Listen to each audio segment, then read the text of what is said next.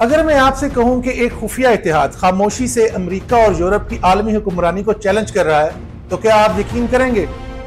ये इत्तेहाद ना नेटो है ना यूरोपीय यूनियन, लेकिन इसके पास आबादी भी है, दौलत भी है और कुदरती वसाइल भी हैं। 2001 में एक मगरबी मईशतदान जिम ओ नील ने कहा था कि 4 ममालिक ब्राजील, रूस, इंडिया और चीन सुपर पावर बनेंगे।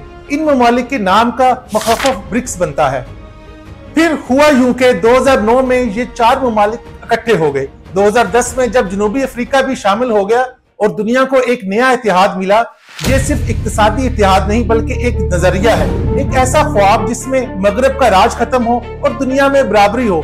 दुनिया की ताकतवर तंजीमें जैसे वर्ल्ड बैंक, IMF या अक़वाम मुत्तहिदा दहाइयों से मगरब के कंट्रोल में है, लेकिन ब्रिक्स कहता है ये निजाम पुराना हो चुका है, अब दुनिया की बाकी ममालिक की भी सुनी जाए।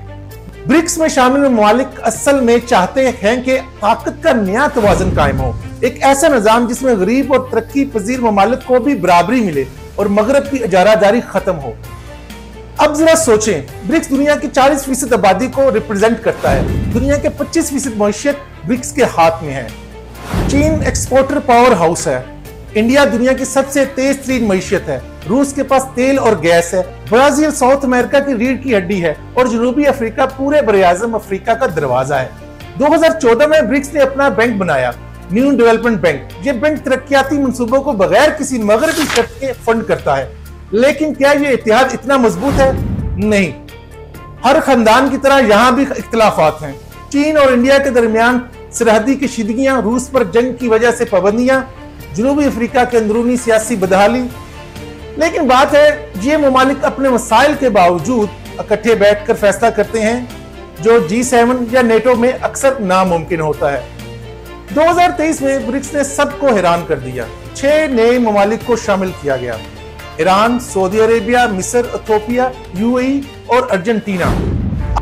अब ब्रिक्स सिर्फ एक ग्रुप नहीं रहा, ये अब एक आलमी तहरीक है। एक नई दुनिया बन रही है जिसमें तेल, तिजारत और ताकत का कंट्रोल आहिस्ता आहिस्ता मगरब से हट रहा है। डॉलर के इस्तेमाल को खत्म करके एक ऐसा निजाम बनाना चाहता है जहां तिजारत डॉलर के बगैर हो। टेक्नोलॉजी में आजादी।